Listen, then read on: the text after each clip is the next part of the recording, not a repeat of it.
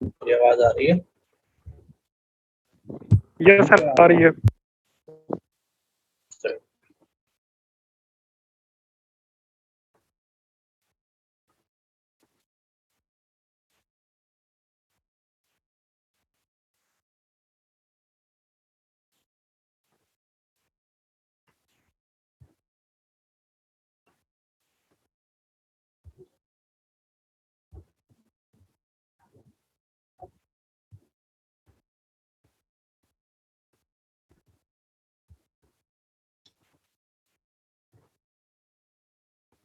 आज अभी last class में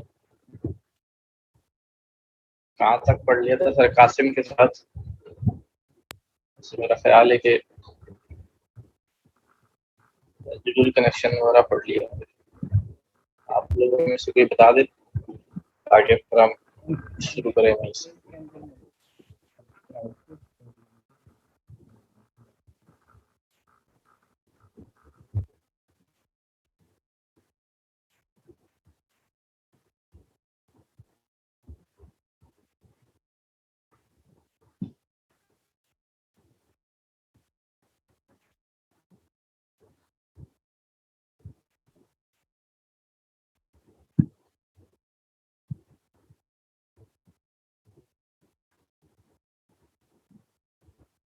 कोई बता रहा है मुझे? माजिद? फंक्शनल एपीआई के अंदर पढ़ा था मल्टीपल इनपुट मल्टीपल आउटपुट, और लैंग्वेज इनपुट टेक्स्ट की अच्छा, ये मल्टी इनपुट मॉडल्स और ये सारी चीजें देख ली थी। कोड भी आपने मेरे ख्याल से गिटहब से ले लिया था। सर ग्राफ वाला करना था। मल्टी आउटपुट मॉडल्स भी सही। तो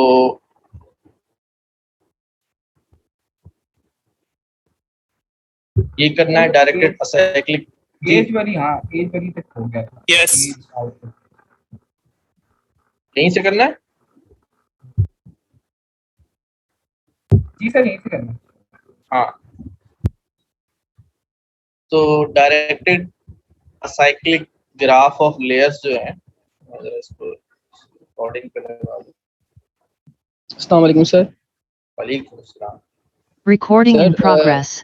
मेरे कुछ सवालात थे पुरानी क्लासेस से, तो अगर आप पूछते जाओ, जल्दी पूछते जाओ। अच्छा सर, ये जो आपने बताया था कि ये क्या था, जनरेटर क्रिएट्स इमेजेस एंडलेसली, तो सर वो एंडलेस मतलब किस तरह क्रिएट करता है इमेजेस? मतलब अगर डेटा ऑगमेंटेशन से करें तो ठीक है, वो मतलब समझ आता है कि वो तो फ्लिप करके उसको जूम इन करके जूम आउट करके मतलब इमेजेस बनाता है, लेकिन विदाउट डेटा ऑगमेंटेशन जनरेटर किस तरह इमेजेस क्रिएट करता है एंडलेसली? नहीं, इमेजेस क्रिएट नहीं करता, सिर्फ आपकी गिवन फोल्डर में जितनी इमेजेस हैं उनको सिर्फ पाइपलाइन करके उठाता जाता है वन बाय वन। इमेजेस उसमें क्रिएट नहीं होती सर। अगर मतलब एंडलेस भी नहीं होंगी, जितनी होंगी फोल्डर में वही उठेंगी।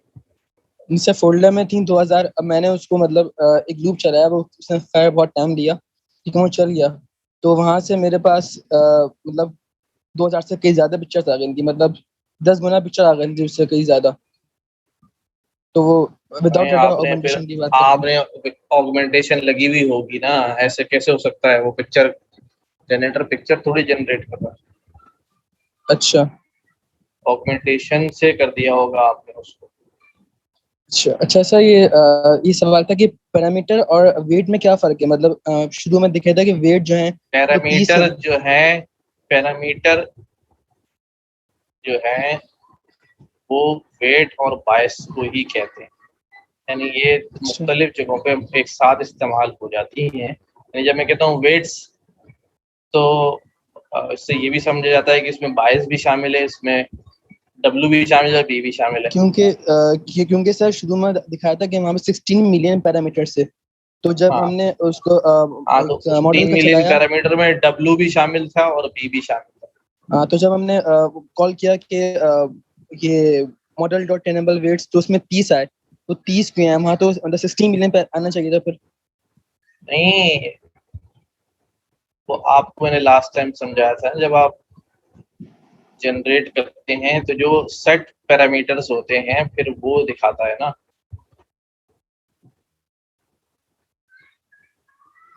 हमने पिछली बात की थी तो वहाँ पर एक्टिव पैरामीटर दिखा रहा था, इनेबल्ड पैरामीटर दिखा रहा था, वो उस लेयर के पैरामीटर्स थे जो लेयर हमने एक्टिव छोड़ी हुई थी, बाकी सारी फ्रीज कर दी थी ना। अच्छा, इनेबल पैरामीटर्स जो हैं सिर्फ अनफ्रीज लेयर के दिखाएगा ना भाई, बाकी सारी लेयर तो फ्रीज है। तो सर वहाँ पर तो मतलब वहाँ पे 1 मिलियन पैरामीटर्स थे, वहाँ भी 1 मिलियन पैरामीटर्स थे, लेकिन वहाँ 4 आ रहा था मतलब वेट्स। तो पैरामीटर का जो मतलब कोई मतलब मीन निकालता है, क्या करता है कि वेट्स आ जाते हैं वो? अच्छा, नहीं मेन नहीं निकालता, मैं आपको उसको आखिर में मुझे बताइएगा, दोबारा ले चलूंगा, या इसको जो है ना मंगल को जब क्लास लेंगे ना, रिव्यू क्लास में, वहाँ जी, सवाल ले लेंगे, फिर हम दोबारा से इसकी डिटेल में डिस्कशन कर लेंगे, इस वाले टॉपिक सही को है। रिवाइज कर लेंगे, ठीक है ना, ओके याद सर, रख लेना, कोई इश्यू नहीं। हाँ ठीक है sir, thank you sir. Sir last सवाल एक था सर, प्लीज, हाँ लास्ट सवाल है हाँ हाँ, बोले सर। बोले। Sir, what is the advantage of data augmentation when we freeze the convolution base? Because freezing means do not update training, and data augmentation is used to generalize the model.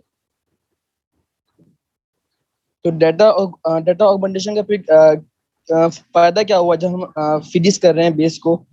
जबकि augmentation का तो मतलब advantage ये होता है कि उससे हमारा मॉडल अच्छा होता है। नहीं, तो फिर हमें फ्रीज क्यों? ऑगमेंटेशन से नया डेटा जनरेट हो जाता है और हमारा मॉडल जनरलाइज हो जाता है, तो ठीक है, सर क्योंकि हमने फ्रीज कर दिया कन्वोल्यूशन बेस, तो वो फ्रीज कर दिया तो उसका क्या फायदा?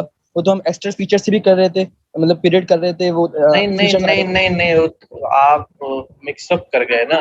हमने 7, आप इसको जो है ना बहुत सारी चीजों को जो है मिक्सअप कर गए। फ्रीज बिल्कुल अलग चीज है और जो है ऑगमेंटेशन करना जो है ना बिल्कुल अलग चीज है। फ्रीज हम कर रहे थे जब हम प्री ट्रेन मॉडल ले रहे थे और अपने मॉडल को अपने थोड़े डेटा के साथ क्या करना चाह रहे थे, कनेक्ट करना चाह रहे थे, ठीक है। तब हमने जो है ना मॉडल्स को जो है ना फाइन ट्यून करने के लिए हमने लेयर को अनफ्रीज करके और डेंस के साथ जो है ना कनेक्ट किया था, ठीक है। कहीं बहुत सारी चीजें तुम जो है ना मिस कर गए हो या मिक्स कर गए हो, ठीक है।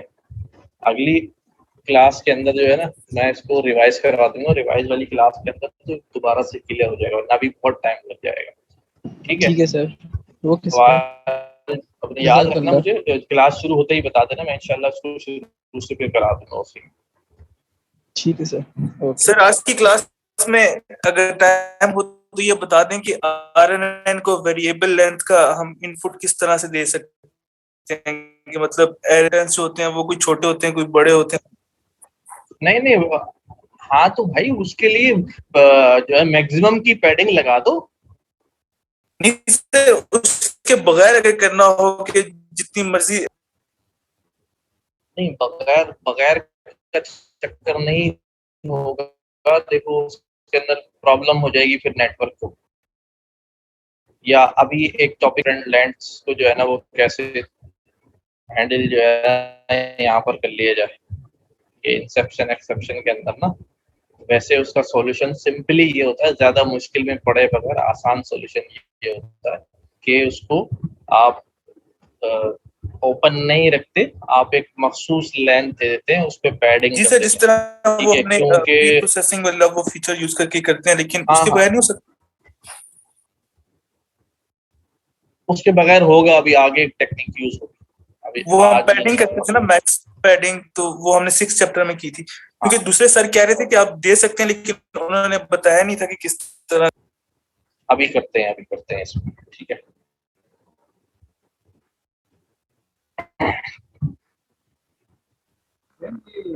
अच्छा, हम इसको देखते हैं, directed acyclic graph of layers, ये क्या चीज है? एक तो है डायरेक्टेड का वर्ड क्या है, डायरेक्टेड मतलब एक डायरेक्शन में होंगे, असाइक्लिक का मतलब ये है कि साइकिल नहीं होगा, है ना। साइक्लिक का मतलब होता है कि रिपीट होके अपनी दोबारा पोजीशन पे आ जाना, साइकिल बन जाता है, but it will be acyclic, यानी साइक्लिक नहीं होगा और ग्राफ शेप बनेगी। तो ये कहते ये हैं कि भाई,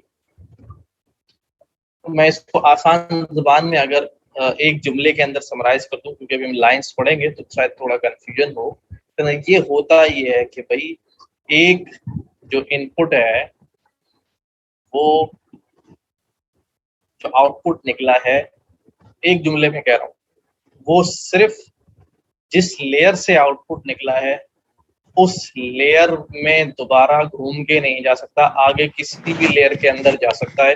एक लेयर छोड़ के अगली कनेक्ट हो सकता है, 2 लेयर छोड़ के अगली लेयर के साथ कनेक्ट हो सकता है।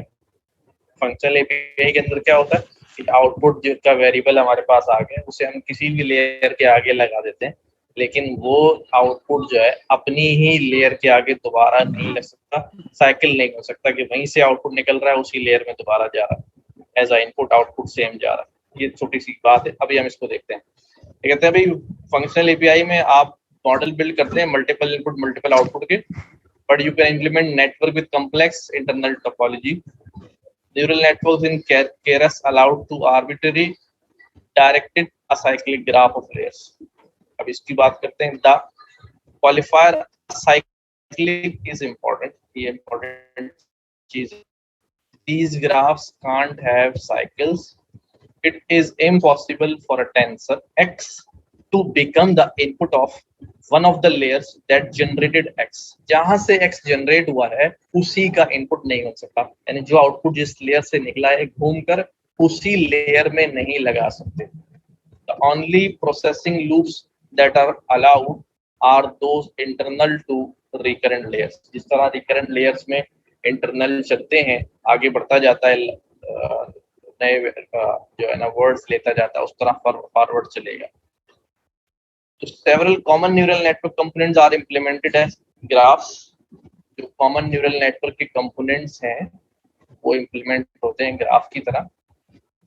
To notables are Inception modules, एक इंसेप्शंस कहलाते हैं और एक रेसिडुअल कनेक्शंस कहलाते हैं। ये ज्यादा फेमस हैं असाइक्लिक ग्राफ के अंदर। To better understand how a functional API can be used to build graph layers, अब इसकी एग्जांपल देखते हैं। सबसे पहले बात करते हैं इंसेप्शन मॉड्यूल्स की।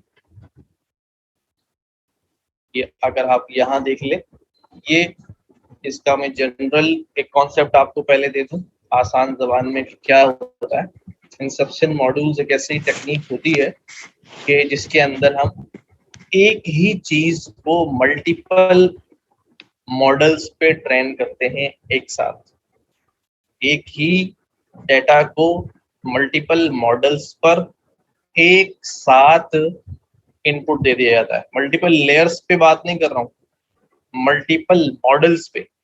मल्टीपल मॉडल्स पे एक मॉडल बनाया, दूसरा मॉडल बनाया, तीसरा मॉडल बनाया, 4 मॉडल बनाए और चारों पे एक साथ उसको इनपुट प्रोवाइड कर दिया गया। Just like this image show कर रही है, ये एक ही इनपुट है और ये इनपुट जो है इस कन्वोल्यूशनल 2D जिसका स्ट्राइड साइज 2 है इसमें भी जा रहा है। ये सेम इनपुट कन्वोल्यूशनल 2D, इसका स्ट्राइड 1/1 का कन्वोल्यूशन है, एवरेज पूलिंग की लेयर लगी, यहाँ से जा रहा है, कन्वोल्यूशनल 2D जा रहा है।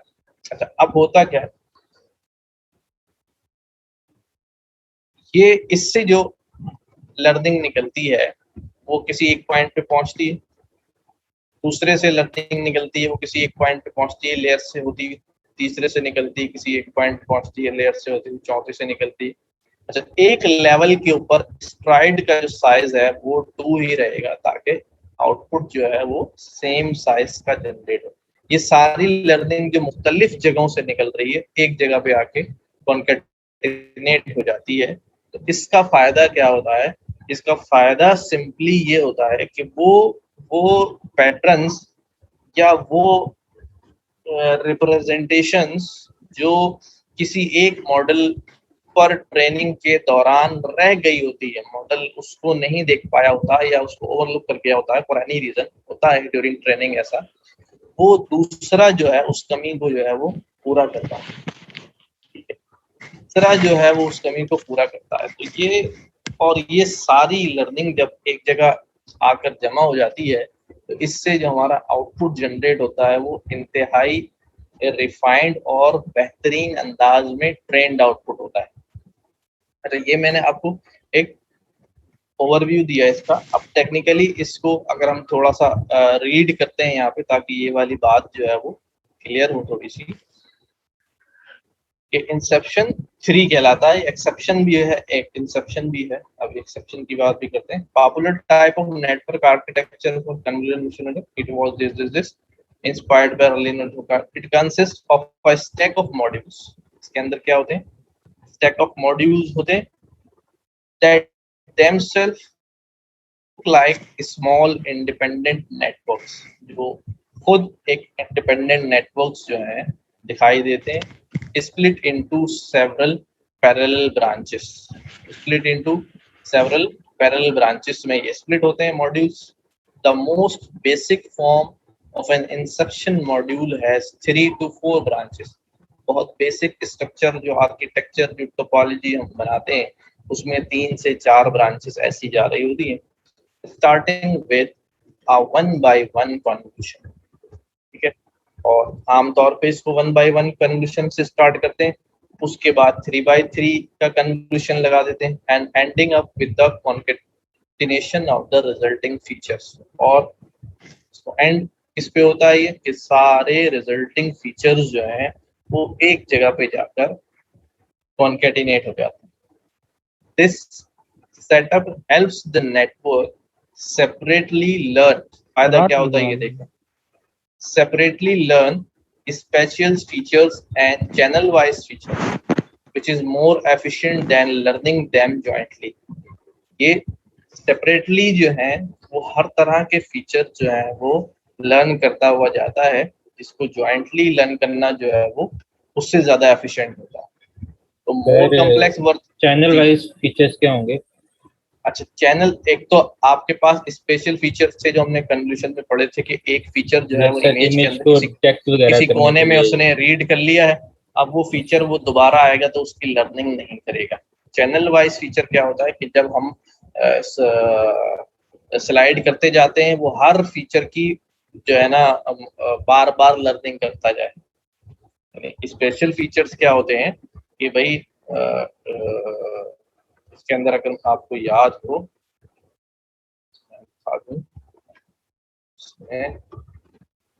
क्या कहते थे उसको,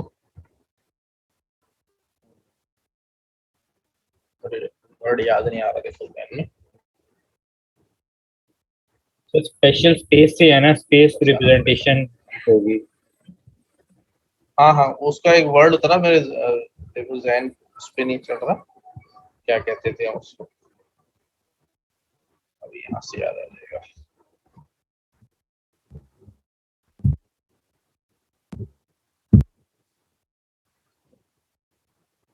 ट्रांसलेशन इन ट्रांसलेशन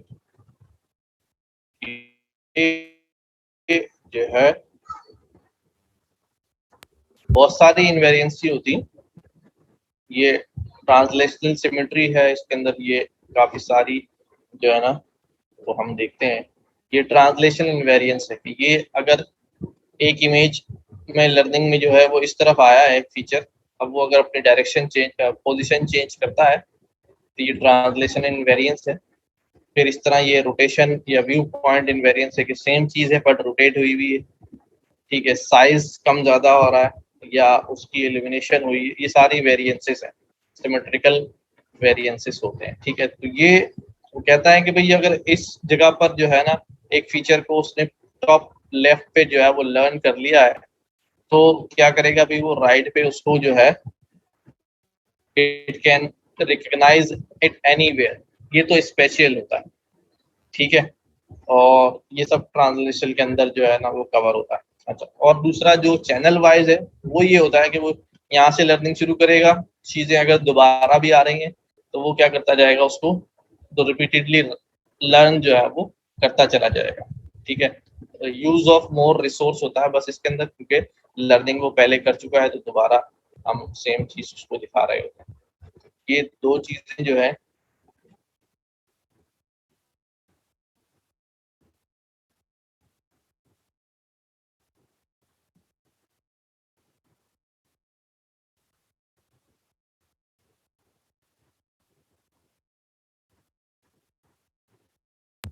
तो नॉर्मली हम चैनल डेप्थ को नहीं कहते RGB चैनल, आर लेयर अलग रीड हो रही है, ट्रेन हो रही है। आप आवाज जो भी बोल रहे हैं आवाज बिल्कुल भी नहीं आ रही है, बस सर कुछ महसूस हो रहा है। RGB हम RGB चैनल वाइज हम RGB में नहीं कहते, RGB है RGB,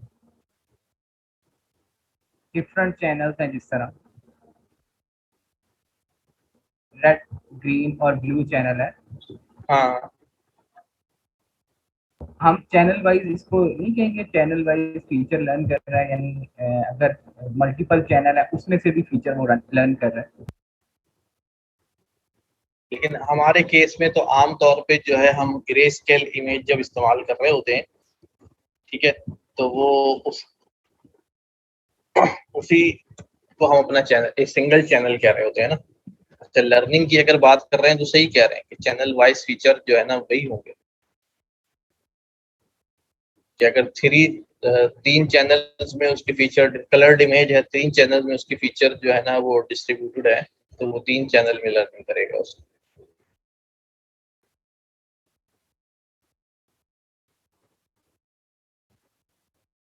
अच्छा जी, more complex version of inception model are possible typically involving pooling operation 5x5 तक ले जाएं, और जितना ज्यादा कॉम्प्लेक्स करते हैं उसको आगे जो है ना बढ़ाते चले जाएं, 1x1 3x3 आगे 5x5 तक ले जाएं, डेप्थ जो है ना उसकी बढ़ाते चले जाएं।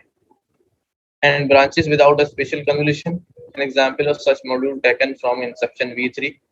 ये इंसेप्शन V3 का जो है ना स्ट्रक्चर जो है वो आपके सामने नजर आ रहा है। अच्छा, किया क्या गया है, ठीक है, कि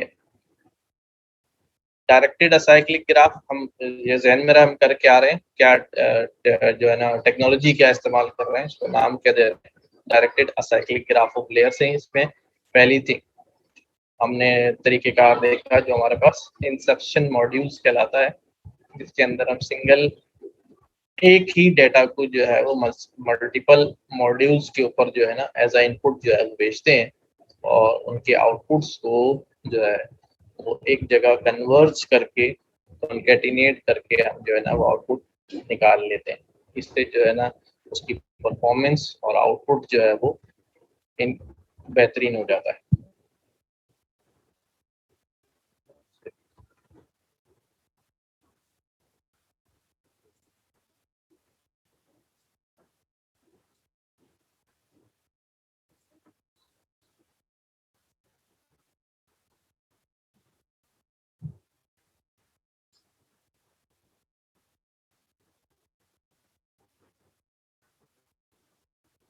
ये हमारे पास देखें, इसकी लेयर्स की एक एग्जांपल के तौर पे दी हुई है।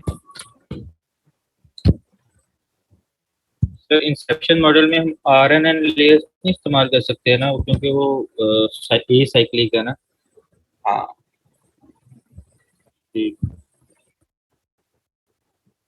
अच्छा जी, ब्रांच ए है हमारे पास, ब्रांच बी है, ब्रांच सी है और ब्रांच डी है। अच्छा, हर ब्रांच के अंदर आप इनपुट देख लो, यहाँ भी वही इनपुट x है, बी में भी इनपुट x है, सी में भी इनपुट x है और डी में भी इनपुट x, ठीक है। जो इनपुट हमने ब्रांच ए को दिया है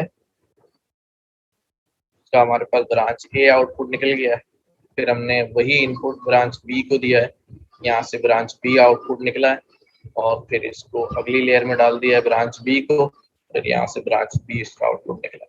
ये एक ब्रांच, इसका आउटपुट ब्रांच ए हो गया, इसका आउटपुट ब्रांच बी हो गया, और यहाँ से फिर दोबारा वही इनपुट एक्स दिया हमने, सेम डेटा, ब्रांच सी निकला, ब्रांच सी को हमने आगे बढ़ाया और ब्रांच सी का आउटपुट सेम इस तरह ब्रांच डी में एक्स इनपुट डाला है, ब्रांच डी तीन हमारे पास ये ए बी सी डी आ गए, इनके हमने लेयर्स डॉट कॉन्केटेनेट लगा के एक हमने कंबाइन आउटपुट जो है वो इसका क्रिएट कर लिया है। सर ये एक्सिस -1 का क्या मतलब है? अच्छा, -1 हमारे पास क्या होता है, -1 एक्सिस क्या होता है, कोई बताएगा?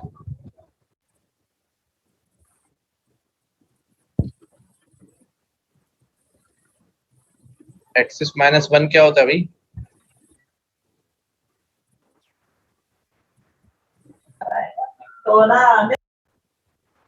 सर ये नेगेटिव इंडेक्सिंग तो नहीं हो रही?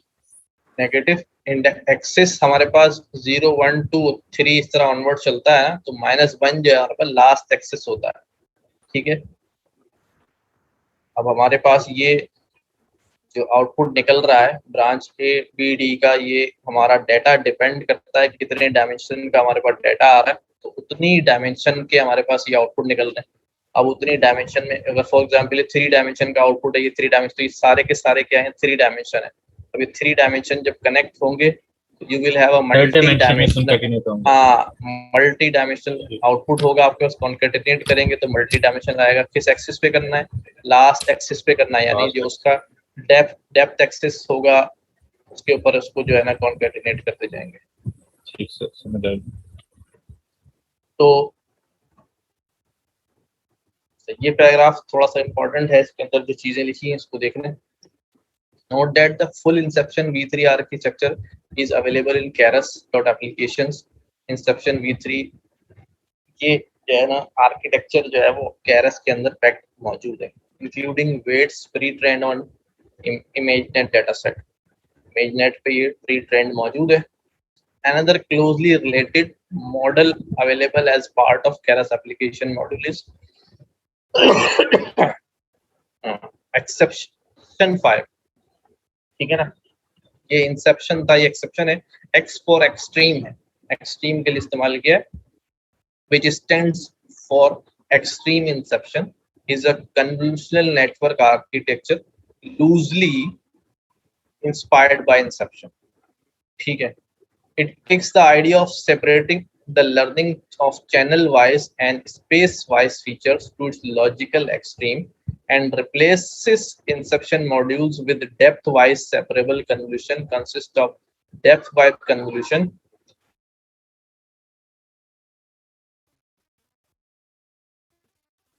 followed by a point wise convolution, effectively an extreme form of an inception model where spatial features and channel wise features are fully separated. Exception has roughly the same number of parameters as inception, but it shows better runtime performance and higher accuracy on ImageNet as well as large scale data sets due to more efficient use of parameters। करना क्या है इसके अंदर, इस तरह यहाँ पर हम एक ही जगह पर जो है ना वो ट्रेनिंग कर रहे हैं, यहाँ इसकी डेप्थ जो है और बढ़ा दी जाती है। ठीक है, और सेपरेट लर्निंग कराई जाती है चैनल वाइज और स्पेस वाइज फीचर्स की।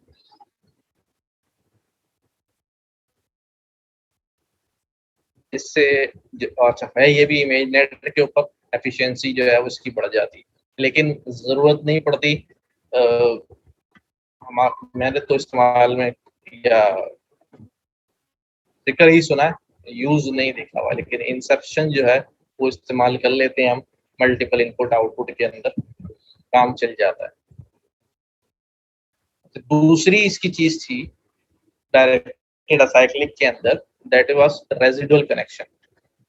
रेजिडुअल किसे कहते हैं, किसी को पता है? रेजिडुअल क्या टर्म है? सिर्फ केमिस्ट्री में पढ़ी थी, रेजिडुअल के जो बाकी रह जाता है उसको कहते हैं रेजिडुअल। अच्छा, रेजिडुअल जो है ना वो कहते हैं एरर को। ठीक है, एरर को। ठीक है, वो चाइना डिश के अंदर रह जाता था उसको हम रेजिडुअल कहते थे ना याद आया कुछ? सर ऐसे ही है, ऐसे ही है। हाँ, प्रैक्टिकल करते थे हम वो ऑपरेशन वगैरह करने के बाद जो है ना चाइना डिश में थोड़े थोड़े से वो जो है ना ग्रेनुलेट्स रह जाते थे पाउडर के या किसी चीज के, उसको हम रेजिडुअल कहते थे। अच्छा, रेजिडुअल कनेक्शन जो है वो इससे ज्यादा जो है ना वो आसान समझ में आने वाली चीज है और ज्यादा इस्तेमाल होने वाली चीज है। होता इसके अंदर क्या है, रेजिडुअल एक्चुअली हम जो एनएलपी वाला हमारा प्रोसेस था उसके अंदर हमने किया है।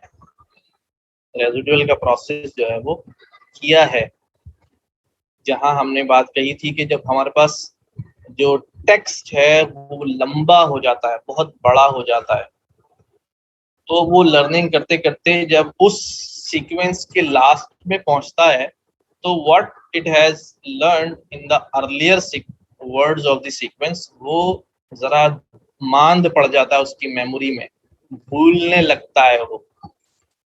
ठीक है, तो इस भूलने लगने की वजह से क्या करते हैं हम, उसके जो प्रीवियस लर्निंग है उसका कनेक्शन दोबारा आगे जोड़ देते हैं। सेम प्रोसेस है रेजिडुअल, वो है ही वही रेजिडुअल भी वही। जस्ट लाइक मैं अगर आपको ऊपर थी इसकी diagram,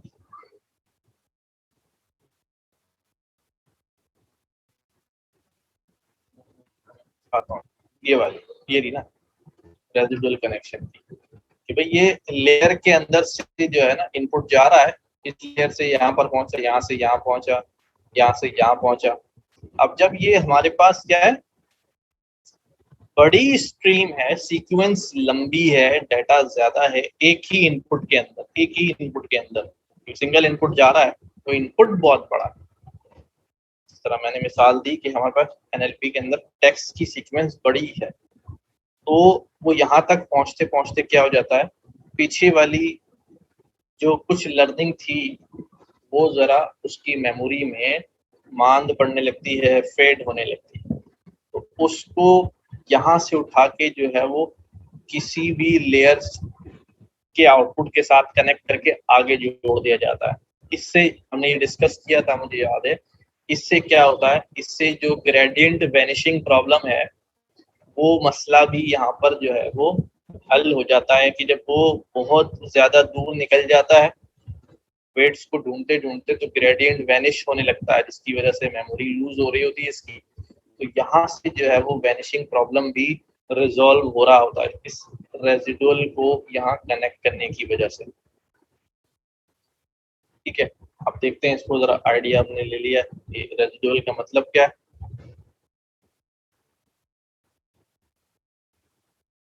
So residual connections are common graph-like network component found in many post-2015 network architectures, including exception.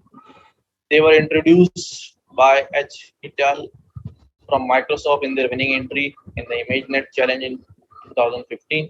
अच्छा, इसमें एक मजे की बात बताऊं, ये जो डेट्स लिखी होती हैं 2000, अब जैसे माइक्रोसॉफ्ट ने कंपटीशन जीता ImageNet के ऊपर, जब ये नेटवर्क जो हैं ये बड़े ही नए थे ना, काम होता था। यानी जो हम आज इमेज क्लासिफिकेशन कर रहे हैं, आप अज्यूम करें कि जो मैं डिजिट क्लासिफिकेशन कर रहे हैं या कैट एंड डॉग क्लासिफिकेशन कर रहे हैं, या जो आप ये क्लासिफिकेशन कर रहे हैं, रिव्यूज क्लासिफाई कर रहे हैं, न्यूज वायर, जितनी भी अपने एग्जाम्पल करी है, ये 2008, 2010 या 2000 के बाद से लेके ये लोगों के पीएचडी थीसिस थे, समझ रहे बात, इसके ऊपर लोगों का पीएचडी हो जाता था, जो आज हम अपनी एग्जाम्पल के तौर पे कर रहे हैं। Yes sir. ठीक है ना, क्योंकि उस वक्त ये रिसर्च चल रही थी और ये बड़ी अचीवमेंट हुआ करती थी कि भाई जो काम जो है ना शैलो लर्निंग से नहीं हो रहा था, डीप लर्निंग ने उन सारे काम को कर दिया, डीप लर्निंग के पेपर्स को पब्लिश होते थे, लोगों का पीएचडी कंप्लीट होता था उसके ऊपर। तो ये अब जो कह रहे हैं कि भाई ये पोस्ट 2015 से पहले के जो नेटवर्क आर्किटेक्चर थे उसके अंदर आपको ये जो है वो नजर आता था, और ये चैलेंज माइक्रोसॉफ्ट ने जीता था, और रेजिडुअल की टेक्निक जो है ना उन्होंने इस्तेमाल की थी। They tackle two common problems that plague any large-scale deep learning model. ये उन्होंने दो जो है ना मसले उनको टैकल किया था, जिसकी वजह से बड़े जो large scale deep learning model थे वो खराब होते थे। That was vanishing gradient and representational bottleneck.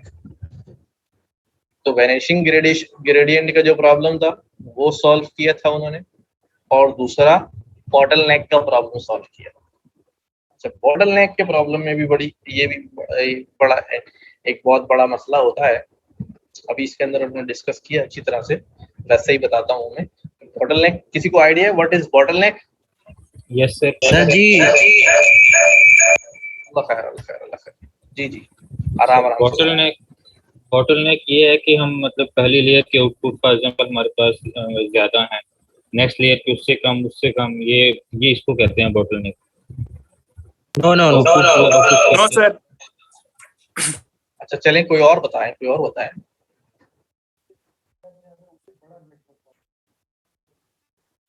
Sir सबसे आखिरी लेयर पे जो होता है आपके पास जिसमें रेजिडुअल ब्लॉक है, भाई आप ये आवाज गूंज रही है, आपकी मोबाइल या लैपटॉप साथ साथ चल रहे हैं, क्या सीन? जो रेजिडुअल ब्लॉक है इसमें जो आखिरी सबसे एंड पे जो कॉन्केटिनेट हो रही होती है, इसके एंड पे जो 1x1 की कन्वोल्यूशन के बाद जो रिजल्ट आते हैं उसको कहते हैं residual block. I think so, तो उसी को कहते हैं। सर मॉडल में जब लेयर बाय लेयर चल रही होती हैं तो लेयर्स कन्वर्ज हो रही होती हैं, अचानक वहाँ कोई एक पॉइंट पर वो डाइवर्ज होना शुरू हो जाएं तो वहाँ पर हम उसको कहते हैं कि ये बॉटलनेक आ रहा है। सर बॉटलनेक उसको बोलते हैं कि हम जब न्यूरॉन्स लगाते हैं ना तो एकदम जब बड़े से स्टार्ट करते हैं फिर हम छोटे की तरफ मूव करते हैं, उसके बाद फिर दोबारा बड़ा करते हैं, तो उससे हमारी एक्यूरेसी में फॉल्ट आता है। बिल्कुल इन्होंने सही बात की। जिस तरह देखें डायग्राम में बना रहा हूँ, मेरी स्क्रीन शेयर हुई भी है? Yes sir. अच्छा, अब ये हमने एक लेयर से शुरू किया और हम लेयर को छोटा करते आते जा रहे हैं। तो जब लेयर को छोटा करते आते जा रहे हैं तो यहाँ पर आकर बहुत सारे पैरामीटर्स जो हैं वो इस पॉइंट के ऊपर क्या हो गए, फिल्टर हो गए, यानी बहुत सारी इंफॉर्मेशन क्या हो गई, फिल्टर हो गई। अब यहाँ पर अगर मैं इससे बड़ी लेयर लगा दूं, ठीक है, और यहाँ इसको बड़ा करना शुरू कर दूं, तो एक प्रॉब्लम यहाँ पर एक जो है वो खड़ा हो गया। वो प्रॉब्लम इस जगह पर है, ठीक है। ये जो जगह आई है आपके पास बॉटलनेक है। अच्छा, बॉटलनेक क्यों है ये? यहाँ जब हमने इसको कन्वर्ज कर दिया है कम की जानिब, तो पैरामीटर्स जो हैं वो रिड्यूस हो गए हैं। इंफॉर्मेशन भी अब जो पास होगी वो रिड्यूस्ड इंफॉर्मेशन होगी। अब उस रिड्यूस्ड इंफॉर्मेशन को आप बड़ी लेयर के अंदर जो है वो पास करके ये सोचें कि ज्यादा लर्निंग हो जाएगी, तो इट इज इम्पॉसिबल, क्योंकि वहां पर जो लर्निंग रिसोर्स है वो ही बहुत कम हो चुका है। तो अब आगे बड़ी लेयर अगर लगा देंगे तो उससे नुकसान ही होगा, ओवरफिट ही होगा। ये प्रॉब्लम यहाँ पर जो है इसको बॉटलनेक कहते हैं। इसकी एक और मिसाल जो है वो बड़ी जबरदस्त सी, शायद मैंने यहीं पढ़ी इसी बुक में या कहीं पर, कि भाई हम अगर जो है फॉर एग्जांपल सिग्नल प्रोसेसिंग कर रहे हैं, हमारी फ्रीक्वेंसी जो है वो इतनी बड़ी बड़ी चल रही है। अब हमने कुछ करके मॉड्यूलेट किया, फ्रीक्वेंसी को क्या कर दिया है, कम करना शुरू कर दिया। अब जब फ्रीक्वेंसी कम हो गई ना, अब आप किसी भी तरह से जो भी कुछ यहाँ इस जगह रिड्यूस हो गया है वापस बड़ी फ्रीक्वेंसी जो है ना वो हासिल नहीं कर सकते। बात समझ आ रही कि आपने यहाँ उसके फीचर्स को क्या कर दिया है, रिड्यूस कर दिया है। अब इसको देखते हैं। तो in general adding residual connections to any model that has more than 10 layers is likely to be beneficial। तो अब क्या होता है कि जहां ये रिड्यूस हो जाता है मामला, ये इन दिस केस यहाँ पर ये मामला रिड्यूस हो गया, अगर मैं यहाँ का आउटपुट दोबारा किसी लेयर के साथ जो है ना अटैच कर दूं, तो ये मैंने बॉटलनेक को क्या कर दिया, यहाँ से हटा दिया, समझ लें बॉटलनेक का मसला रिजॉल्व कर दिया।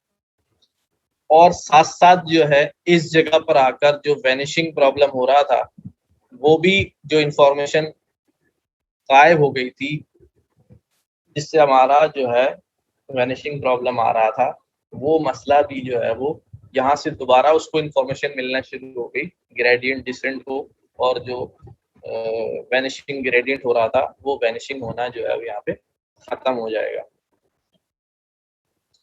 तो a residual connection consists of making the output of an early layer available as input to a later layer। एक अर्ली लेयर का जो हमारा आउटपुट है बाद की लेयर के लिए एज अ इनपुट जो है अवेलेबल कर दिया जाता है। ये बिल्कुल हमने जैसा कि अगर आपको याद हो RNN के अंदर LSTM और GRU के अंदर हमने जो आपके पास एक कैरियर लगाया था ना, कन्वेयर बेल्ट लगाया था, वो भी हमारे Yes, पास कुछ sir. ऐसा ही कर रहा था, याद है? वो भी हमारे पास कुछ सिमिलर टेक्निक पे काम कर रहा था, लेकिन उसके अंदर क्या होता था, उसके अंदर सारी इंफॉर्मेशन एट एवरी पॉइंट जो है वो अवेलेबल होती थी, जब दिल चाहे वो ले ले, ठीक है। लेकिन यहाँ पर हम क्या करते हैं, यहाँ पर हम खुद जो है, क्योंकि हमारे पास यहाँ पर सिक्वेंशियल मॉडल नहीं है, API है, तो हम खुद उस आउटपुट को कहीं भी ले जाके कनेक्ट करके ज्वाइंट कर देते हैं। तो a residual connection consists of making the output only available as a reference, effectively creating a shortcut in a sequential network. Rather than being concatenated to the latter activation, the earlier output is summed with the latter activation. Earlier output जो है वो बाद वाली के साथ मिला दी जाते हैं, which assumes that both activations are the same size. Assumption ये है कि आउटपुट जो है, इसका आउटपुट अगली लेयर जो है उसका इनपुट जो है वो एक्सेप्ट हो जाए।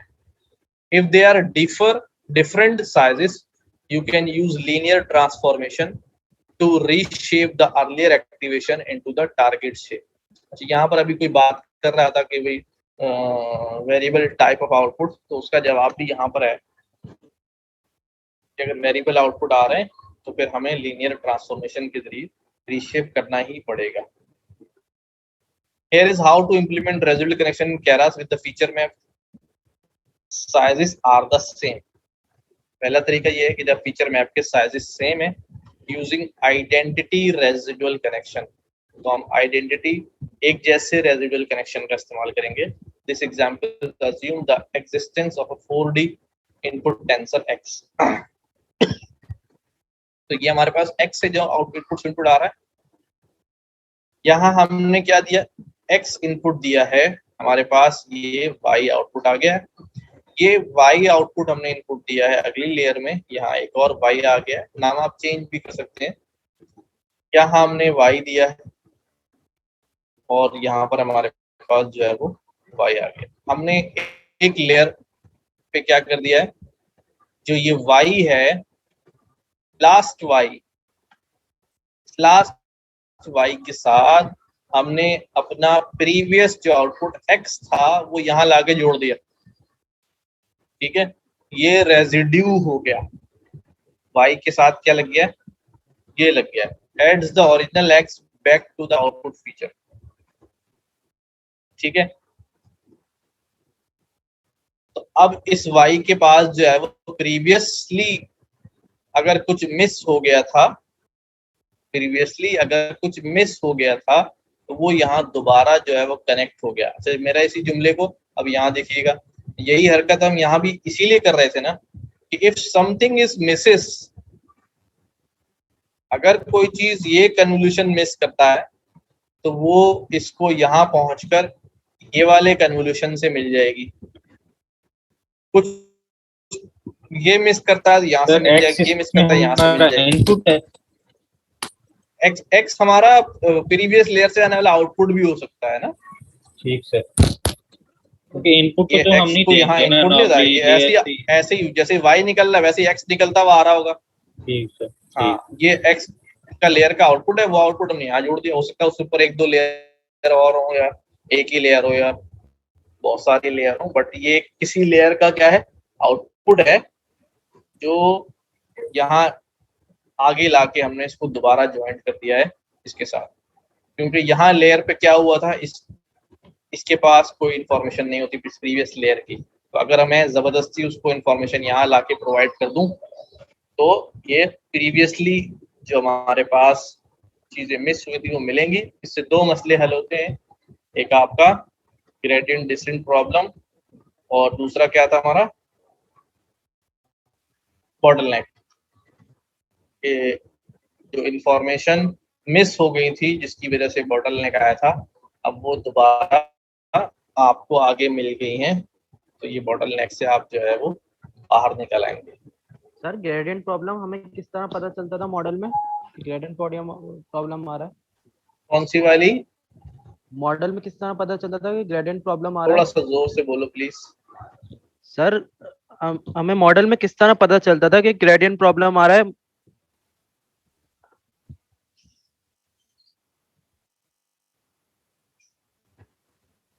अच्छा, हमें मॉडल में किस तरह पता चलता था कि ग्रेडियंट डिसेंट का जो है ना वो आ रहा है, उसमें होता ये था कि हमारी जो लॉस की वैल्यू है या एक्यूरेसी की वैल्यू है वो किसी एक पॉइंट से आगे बढ़ ही नहीं रही, यानी इपॉक चले जा रहे हैं, लेकिन एक्यूरेसी जो है 70 थी, 71 72, फिर 70 71 72, इससे आगे जो है ना बढ़ ही नहीं रही। या लॉस को अगर देख रहे हैं तो लॉस भी जो है इससे ज्यादा कम हो ही नहीं रहा, एक ही जगह लॉस अटका हुआ। दैट मीन्स वो ग्रेडियंट वैनिश हो गया उसे, वहां पे उसको मिल नहीं रहा आगे रास्ता। वैसे अभी हम देखेंगे आगे टेंसर बोर्ड में हम व्यू करते हैं, ये मैं यहाँ दिखाऊं, ये आप लोगों को असाइनमेंट देने वाला हूँ मैं टेंसर बोर्ड का। ये टेंसर बोर्ड आप चलाएंगे, बिल्टन आता है, यहाँ आपको ये नजर आएगा एक्टिवेशन में, यहाँ से आप पकड़ भी सकते हैं इसको, व्यू भी कर सकते हैं, इसके ऊपर आप इसको हैंडल भी कर सकते हैं, पैरामीटर्स भी यहाँ से ट्यून कर सकते हैं, चेक कर वेट्स सकते हैं लगते ये हुए सर करने से नजर क्या आएंगे यहाँ से? आ रहा है, स्टेप साइज बढ़ाने से क्या हो। जी वेट्स लगते हुए नजर आएंगे यहाँ से?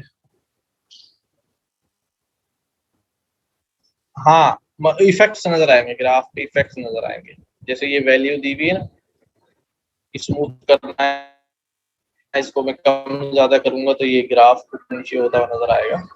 ये एक्चुअल में हमारे एक्यूरेसी जो है ना वो अप एंड डाउन हो रही होगी, स्टेप साइज जो है कम ज्यादा कर रहे होंगे तो हमें नजर आ रहा होगा लॉस कम हो रहा है या ज्यादा हो रहा है करने से, समझ रहे? ठीक है, ठीक है, थैंक यू। नमाज ब्रेक हो सकती है 10 से 15 मिनट? हाँ यार, मैं अभी यही सोच रहा था, बस अजान होने वाली है, नमाज ब्रेक कर लेते हैं। अजान हो गई क्या आपकी तरफ? जी सर, हो गई है। चलिए, मेरे पास जो है ना 5:50 हो रहे हैं लैपटॉप में, हम तकरीबन 6:10 पे मिलते हैं। ठीक है, थैंक यू सर। 20 मिनट्स के बाद जो है ना वो मिलते हैं। Okay.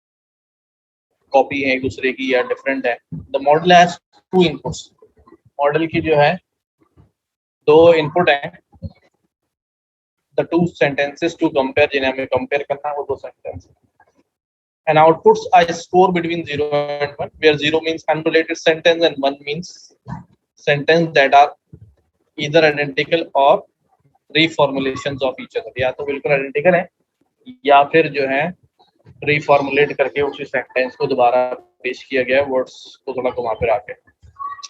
Such a model could be useful in many applications, including duplicating natural language queries in a dialogue system। एक डायलॉग सिस्टम में या चैटबॉट्स वगैरह के अंदर भी इस तरह करते हैं कि क्वेरीज को जो है वो डुप्लीकेट कर दिया जाए। तो एक ही सवाल लोग मुख्तलिफ तरह से पूछते हैं, उस मुद्दा एक ही होता है लेकिन पूछने का और कहने का जो है वो अंदाज सेम होता है, उसकी सही जगह मैपिंग की जाती है तो उसकी चैटबॉट्स पे काम करते हैं। So in this setup, the two input sentences are interchangeable because semantic similarity is a similaritical relationship. Like the similarity of A to B is identical to the similarity of B to A. So for this reason, it wouldn't make sense to learn two independent models. तो अब इस case के अंदर जब A to B या B to A की similarity है, दो अलग अलग मॉडल्स, इंडिपेंडेंट मॉडल्स को जो है ना प्रोसेस करना जो है वो सेंस नहीं बनाता। Rather you want to process both with a single LSTM layer. हम क्या करना चाहेंगे कि एक ही LSTM लेयर से दोनों को प्रोसेस किया जाए। The representation of LSTM layer are learn based on both input simultaneously. अब जो रिप्रेजेंटेशंस लर्न होंगी वो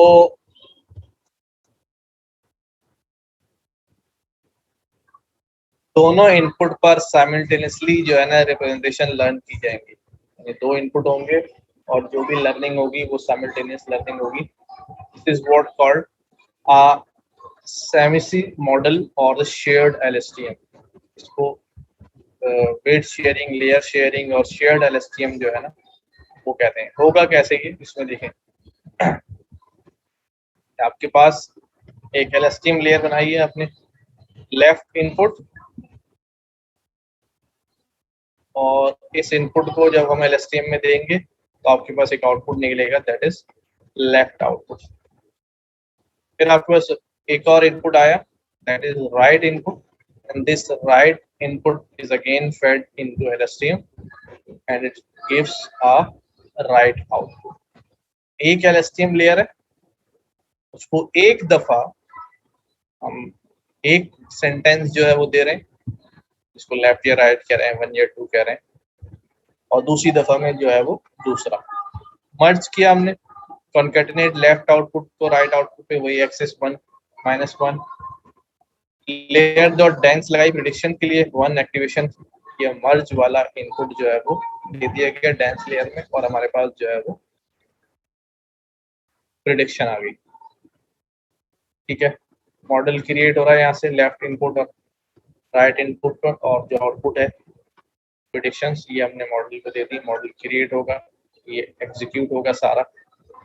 ये आपने देखा हुआ पिछली क्लास में किस तरह चलती है API। मॉडल क्रिएट होगा, लेफ्ट डेटा राइट डेटा और टारगेट्स, ये वहाँ पर फिट मेथड चलती है। अच्छा, काम जो इम्पोर्टेंट है वो चीज़ क्या है यहाँ पर कि दो डिफरेंट इनपुट्स जो है वो एक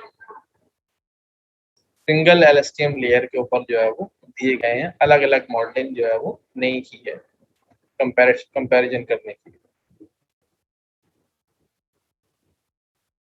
तो नेचुरली अ लेयर इंस्टेंस में be use more than once. ये एक ही लेयर इंस्टेंस था जो एक से ज्यादा दफा जो है वो इस्तेमाल किया गया, नई लेयर क्रिएट नहीं की गई। मुद्दा यही था कि लेयर शेयरिंग जो है वो किस तरह की जाए, या लेयर वेट शेयरिंग जो है वो किस तरह की जाए, कि हम नया इंस्टेंस क्रिएट ना करें बल्कि उसी इंस्टेंस को रीयूज करें फॉर सेवरल टाइम्स, या एक से ज्यादा दफा जो है वो सेम लेयर जो है वो इस्तेमाल की जाए। ठीक है. It can be called arbitrarily many times, reusing the same set of weights every time. okay, वही same set of weights जो उस लेयर के थे, ये जो है वो दोबारा जो है वो इस्तेमाल हो गया. अच्छा, फिर मॉडल्स को एज अ लेयर के तौर पे इस्तेमाल करना कि एक मॉडल हमने पहले बनाया हुआ है, किसी ने सेव करके मुझे मॉडल दे दिया है, मैं उस मॉडल को यहाँ इस्तेमाल करना चाह रहा हूँ. ये काम भी हमने किया हुआ है. प्री ट्रेंड के अंदर हमने कुछ ऐसा ही काम किया था. प्री ट्रेंड मॉडल हमने लोड किया था, उसको लोड करने के बाद हमने जो है वो आगे इस्तेमाल किया था. यहाँ कुछ ऐसा ही कॉन्सेप्ट है. हम एक मॉडल क्रिएशन करेंगे और उस मॉडल को अपने लेयर के अंदर जो है वो इस्तेमाल करेंगे. तो importantly, in functional API, models can be used as you have used layers. Effectively, you can think of model as a bigger layer. एक मॉडल क्या है? मॉडल भी is a combination of layer. तो बहुत सारी लेयर उसके अंदर आपने जो है वो क्या है रैप कर दी, रैपर लगा के जो है ना. This is to be both sequential and model classes. This means you can call a model on an input tensor and retrieve an output tensor. हमने एक मॉडल को ये इनपुट दे दिया x और उससे हमारे पास क्या निकला है आउटपुट. एक हमने मॉडल फीड किया हुआ है, मॉडल कहीं बना हुआ है, उस मॉडल को उसकी रिक्वायर्ड शेप का इनपुट प्रोवाइड कर दिया, जो उसकी रिक्वायरमेंट है, शेप रिक्वायरमेंट है, टेंसर रिक्वायरमेंट है, और उसने हमें एक आउटपुट दे दिया.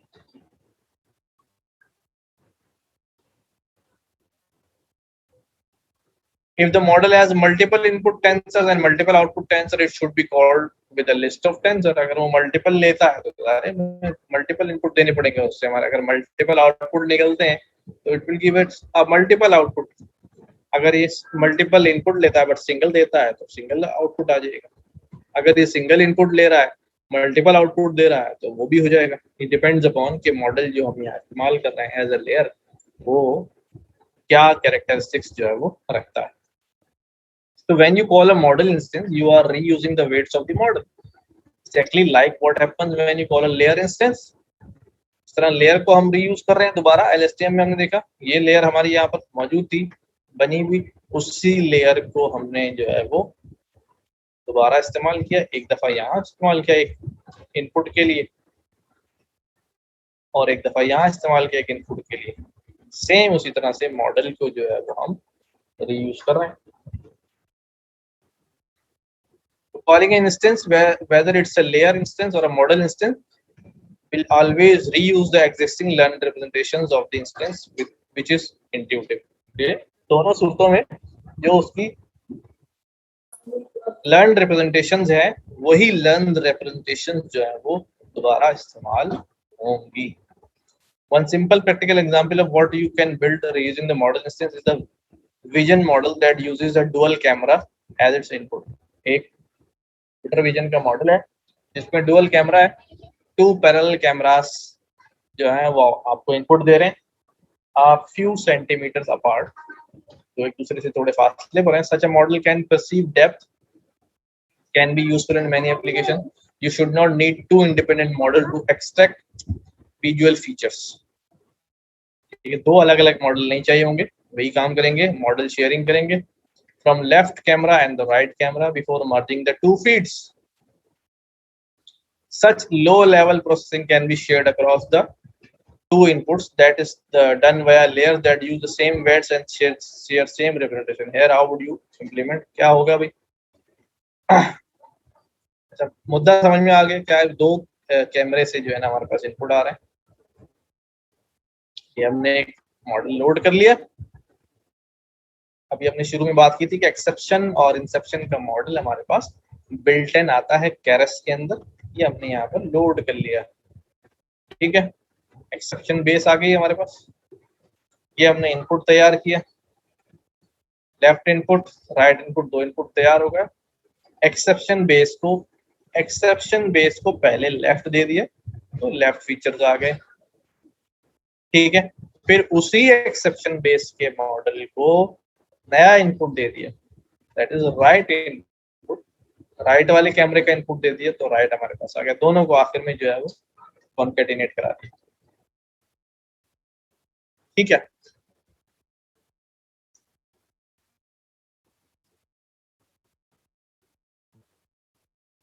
तो ये हमारे पास जो है 3 चीजें थी यहाँ पर, असाइक्लिक ग्राफ, और उसके अंदर हमारे पास रेसिडुअल कनेक्शंस, और जो हमारे पास इंसेप्शन मॉड्यूल्स हैं कि वो किस तरह जो है वो काम करते हैं।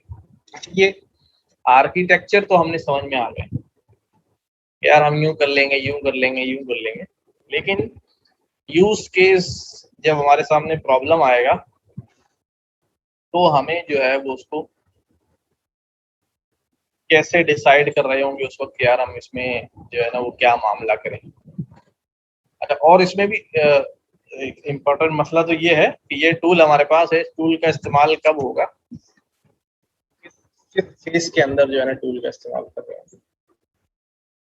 इसके अंदर जो चीज मैं ऐड करना चाह रहा हूँ वो ये है कि भाई ये अभी आप जब थोड़ा सा और एडवांस होंगे इंशाल्लाह अगले मॉड्यूल के अंदर, जब आप क्लाउड के ऊपर प्रोसेसिंग कर रहे होंगे तो ठीक है, ये सब चीजें हमारी नॉलेज में होंगी, लेकिन आप देखेंगे कि you will not need to create your models, आपको जरूरत भी नहीं पड़ेगी अपने मॉडल्स क्रिएट करने की। ये सब चीजें आपको मालूम है, ये सब चीजें बिल्ट इन पे ही जो है ना क्लाउड पे अवेलेबल होंगी, इवन कि आपको सिलेक्शन भी नहीं करनी पड़ेगी, आपका डाटा आप उसको देंगे क्लाउड को, तो it will best suggest the best model तो आपके डाटा के ऊपर जो है ना बेस्ट रिजल्ट दे रहा होगा, और उनके पीछे जो है ना ये सारी कहानी जो है वो ऑलरेडी इम्प्लीमेंटेड होगी। इन एज अ लर्नर जाहिर है हमें ये इन चीज़ों के बारे में जो है वो नॉलेज तो जो है वो होनी है। हमने वहाँ पर जो है बेसिकली किसी भी गूगल क्लाउड पे, AWS पे जो है या Azure पे हमें ये खुद क्रिएट करने की जरूरत जो है वो आमतौर पे नहीं पड़ेगी।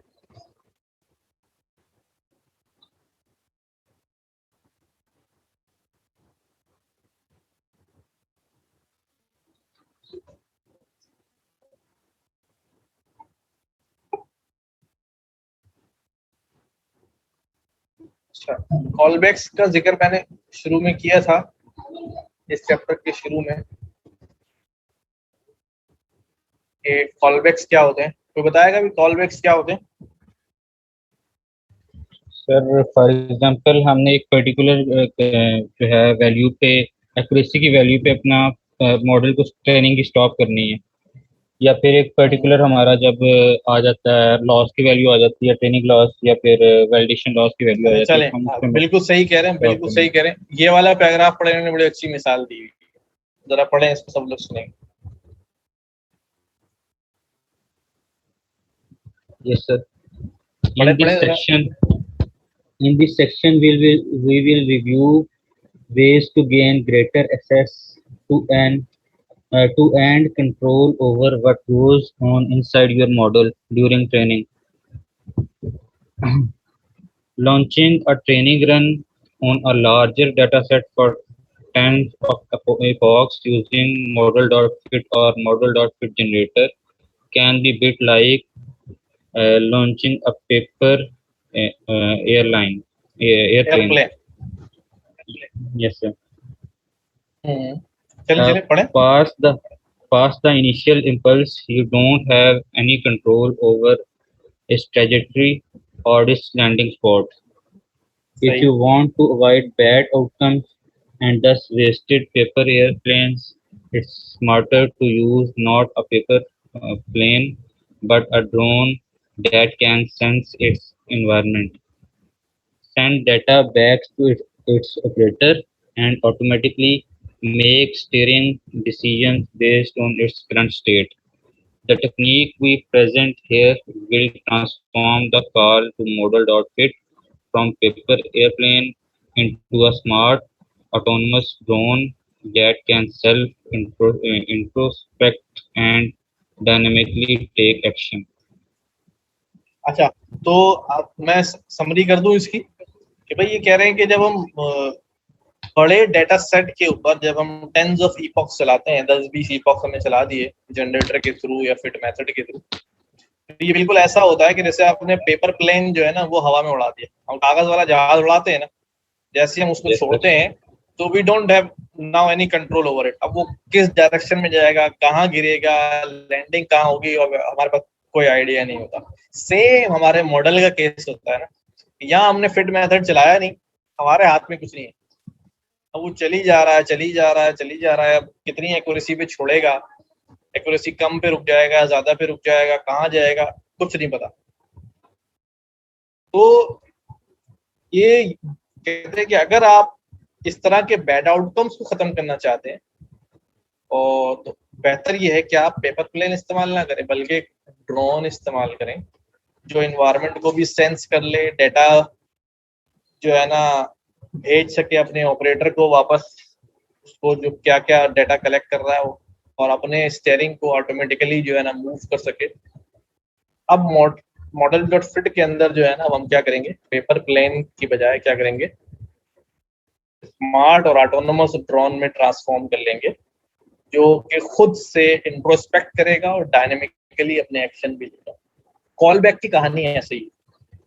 हम अभी तक अगर अब सिनारियो देखें, हम जितने भी मॉडल्स क्रिएट किए हैं, ट्रेनिंग की है, सारी की है, हम इपॉक नंबर 1 से शुरू करते हैं, इपॉक नंबर 50 हमने चलाए हुए हैं, तो हम जाके गिरते हैं 50वें इपॉक के ऊपर।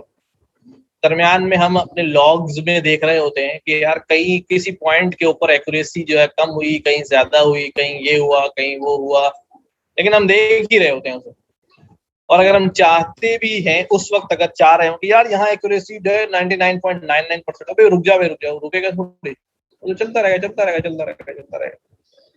कंट्रोल हमारे हाथ में है ही नहीं। तो ये कॉलबैक्स जो है ये हमें बहुत कंट्रोल देते हैं। हम इन कॉलबैक्स की मदद से सर्टेन कंडीशंस पे ट्रेनिंग को स्टॉप कर सकते हैं, लॉग्स को जनरेट करा सकते हैं, लॉग्स के अंदर कंडीशंस जो है वो लगा सकते हैं कि किस कंडीशन में क्या हो जाए। मॉडल को बहुत सारी दफा रन हो रहा है, बेस्ट सूटेड मॉडल जो है, बेस्ट फिट मॉडल जो है वो सिलेक्ट करवा सकते हैं उसे खुद ही। बस आप लगा के सो जाए, सुबह उठें, आपके सारे काम जो है वो बेहतरीन अंदाज में हुए हों। ये सब कुछ होगा विद द हेल्प ऑफ कॉलबैक्स। कि आप कॉलबैक्स जो है वो इसके लिखेंगे। तो देखते हैं। जी जी बोले पर आ दिया इसको भी आप। मुझे आवाज नहीं आ रही आपकी। सर मैंने कहा कि जिन बना दिया इसको भी हमने, कि रात को सोएंगे और सुबह तक जो सारे काम हुए हुए होंगे।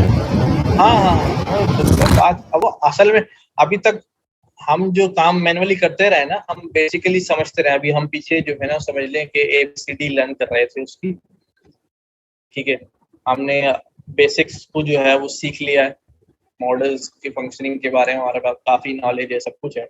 लेकिन रियल लाइफ के अंदर जब आप डेवलपमेंट लेवल पे आते हैं, ठीक है ना, प्रोडक्शन इन्वायरमेंट के अंदर आते हैं, तो वहाँ पर चीज़ें आपको बहुत कम मैनुअली करनी पड़ती हैं, ठीक है ना। इस तरह मैं क्लाउड का जिक्र कर रहा हूँ। क्लाउड में तो आप बोलोगे यार तो हमें तो इतना सारा हमने पढ़ा, बेकार पढ़ा। बेकार नहीं है, लेकिन बेसिक की जरूरत है। आप बोलोगे यार कि क्लाउड पे बैठ के तो कोई भी नॉन मशीन लर्निंग का बंदा भी आराम से जो है ना वो अच्छे से अच्छा मॉडल जो है वो रेडी कर सकता है और डिप्लॉय भी कर सकता है, अगर उसको बस क्लाउड पे काम करना आना चाहिए। सर जो क्लाउड वाला मॉडल है वो हम अपनी किसी ऐप में इंटीग्रेट कर सकते हैं। फॉर एग्जांपल वो है ही, इसीलिए भाई वो क्लाउड का जो वो लोकल आपको स्टोर होगा क्लाउड पे? नहीं, वो क्लाउड पे होगा। क्लाउड पे आपने अपने बकेट के अंदर डाटा शेटर डाल दिया, उसको डाटा दे दिया, वहां से मॉडल ले लिया, वो सारी ट्रेनिंग श्रेनिंग करा के सब कुछ करा के उसने रेडी कर दिया, आउटपुट आ गया, यू आर नाउ सेटिस्फाइड। अब आप उसको जो है ना अपनी एप्लीकेशन भी आपकी क्लाउड पे होगी, आप कनेक्ट कराएंगे, डिप्लॉय करेंगे और काम चल रहा है। सर क्लाउड पे ना हो, ऐप हो, तो फिर क्या करें? फिर उस क्लाउड से जो है ना वो क्या करेंगे, आप उसकी API वो ले लेंगे, अपना रेस्ट API। नहीं, रेस्ट API नहीं, अब क्या कहते हैं इसको, ओपन उसकी जो है ना क्या क्या क्या कहते हैं उसको, IP ले लेंगे इसकी, उसको बाहर से एक्सेस करेंगे।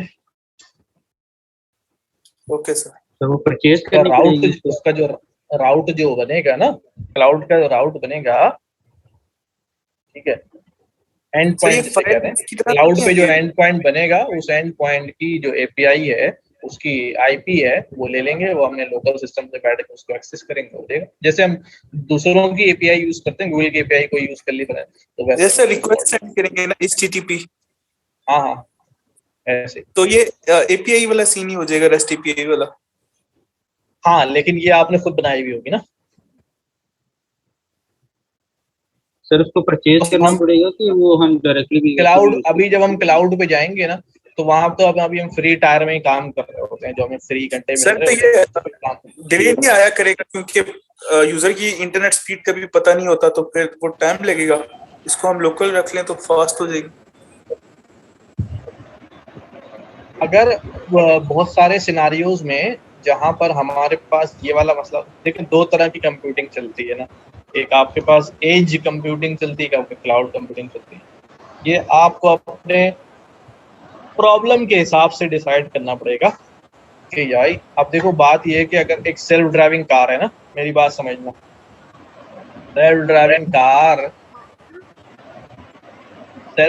कार जो है, अगर वो क्लाउड कंप्यूटिंग पर बेस्ड है, फिर तो चलेगी ही नहीं ना, टक्कर ही मारती रहेगी। अगर इंटरनेट स्पीड स्लो हो गई, कुछ हो गई, पहला जी उसने यहाँ से इमेज लिया, कैमरे के थ्रू लाइव इमेज जा रही है, मॉडल जो है वो क्लाउड पर रखा हुआ है, जवाब ही नहीं आ रहा। अब पता नहीं चल रहा उसने ब्रेक लगाना है या आगे बढ़ना, लेफ्ट लेना है या राइट लेना। तो ऐसे केसेस के अंदर क्या होना चाहिए, जो हमारा मॉडल डिप्लॉय हो वो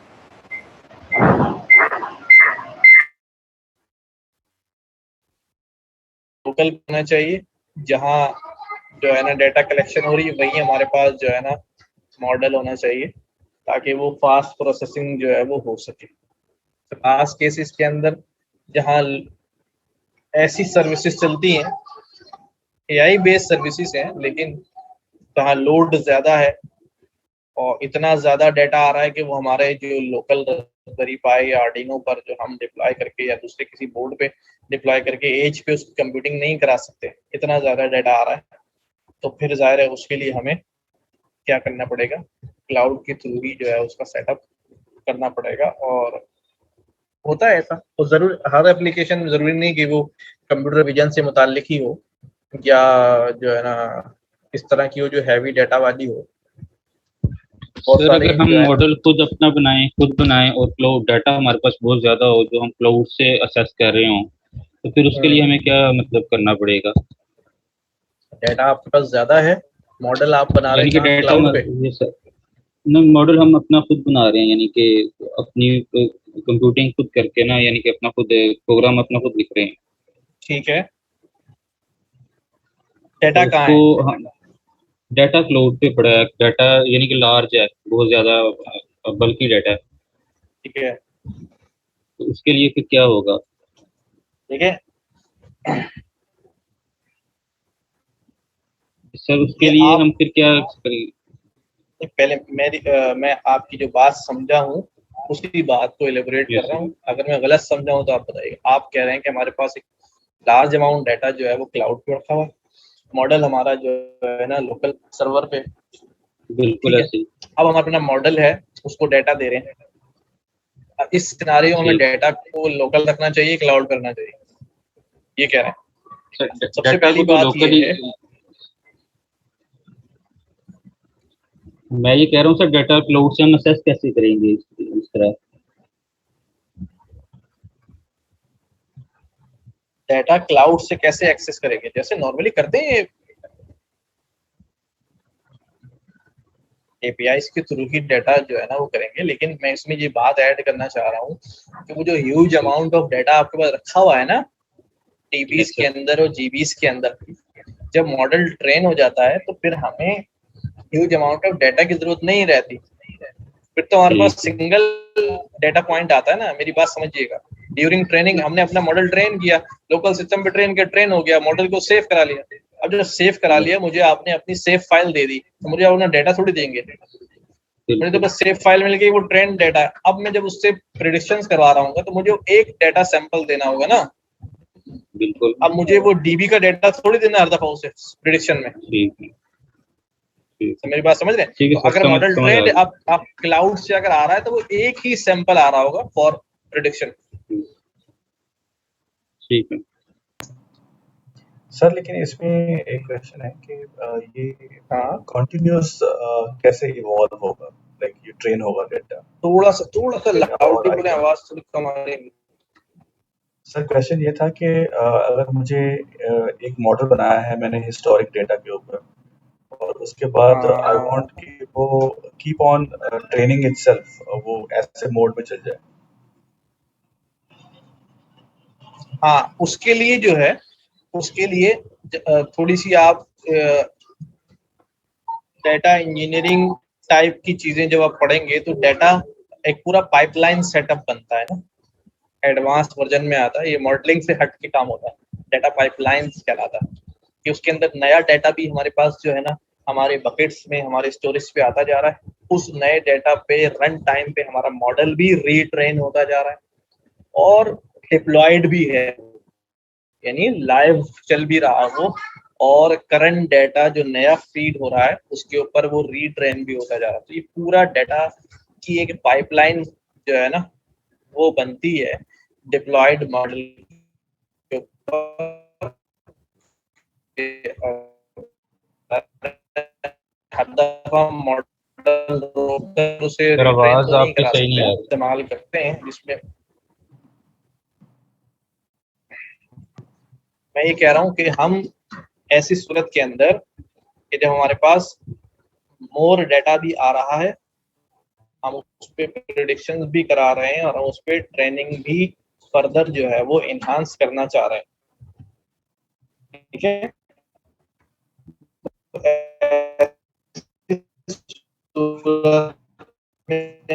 हम मॉडलिंग से हटकर लोगों का इंजीनियरिंग वालों का प्रोवाइड करें अपने डिप्लॉयड मॉडल के साथ, वो साथ साथ जो है मॉडल प्रिडिक्शन भी कर रहा हो और नए आने वाले डेटा के ऊपर अपने आप को, अपनी ट्रेनिंग को इनहेंस भी कर रहा हो, यानी रीट्रेन भी साथ साथ हो रहा हो, ठीक है। ये पाइपलाइन भी आपको क्लाउड के ऊपर जो है वो इजीली अवेलेबल होती हैं, आप इस्तेमाल कर सकते हैं और आप करेंगे। जी सर। तो इसमें जो नया डेटा आ रहा है, जो नया डेल्टा आता है, तो उस डेल्टा पे ही ट्रेनिंग होती है कि या दोबारा से ही हिस्टोरिक डेटा और नए डेटा के साथ दोबारा से उसको ट्रेनिंग मॉडल में उसको चलता है? नहीं नहीं नहीं, जो ना वो अपने आप को अपडेट करता जाता है। अगर वो नए सैंपल्स पे गलत भी जवाब दे रहा है तो वो फिर अपडेट करेगा अपनी training. Okay.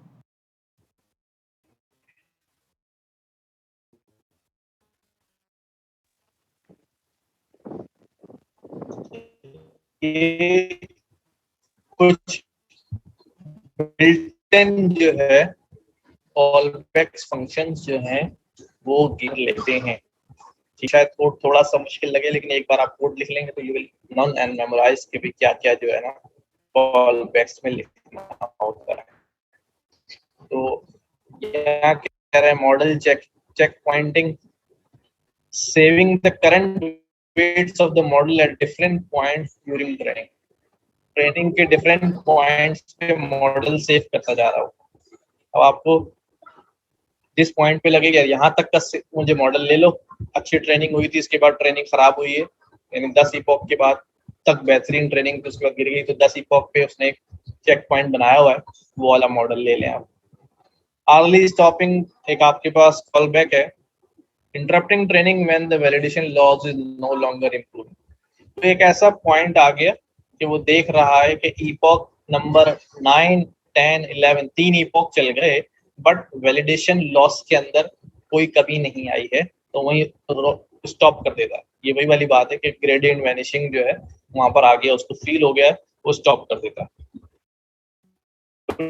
Dynamically adjusting the values of the certain parameter during training, such as learning rate and optimizer. ये क्या करता है कि learning rate और नहीं रही है, efficiently training नहीं हो रही है. अब हम मॉडल रोकें और रोकने के बाद मॉडल की कोडिंग में जाएं, वहां जाके लर्निंग रेट चेंज करें. ये क्या करता है, ये ड्यूरिंग ट्रेनिंग ही लर्निंग रेट वगैरह को एडजस्ट कर देता है हमारे बिहाफ पे. Logging training and validation metric during training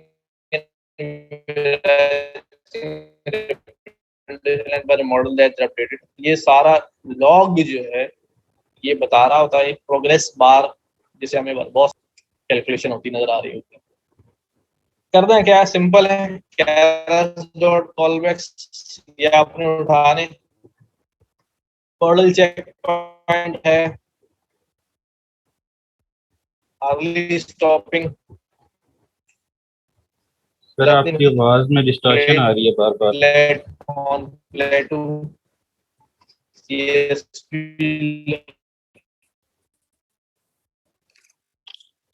sir आपकी आवाज कट रही है. इंटरनेट ऊपर नीचे हो रहा है कुछ. अब यार अर्ली स्टॉप, आप में से कोई पढ़े जरा.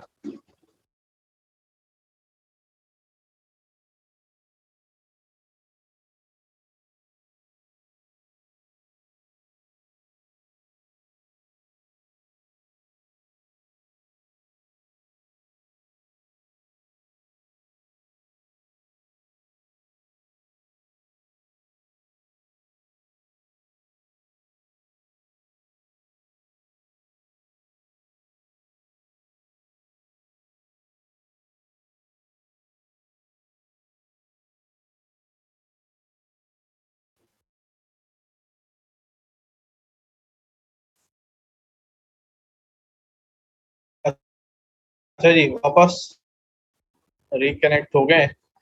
तो model checkpoint and early stopping callbacks. Early stopping callbacks to interrupt training once target metrics being monitored has stop improving for a fixed number of epochs. कि जो हमारी टारगेट है वो इम्प्रूव नहीं हो रहा है. आपकी स्क्रीन शो नहीं हो रही. स्क्रीन शेयर कर दे सर. अच्छा मैं दोबारा करता हूँ.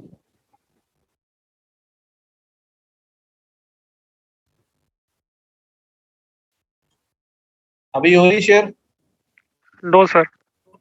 अच्छा ओके.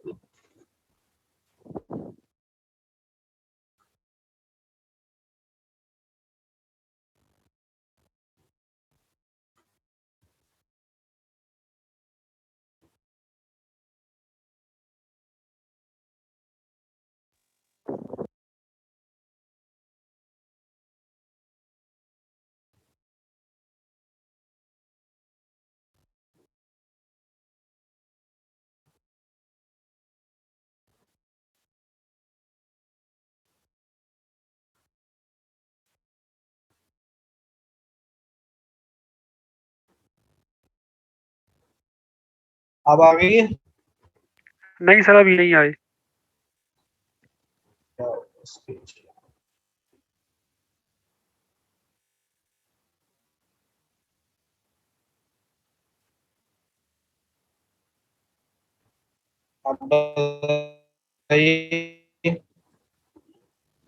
अभी तक सर नहीं आई किताब.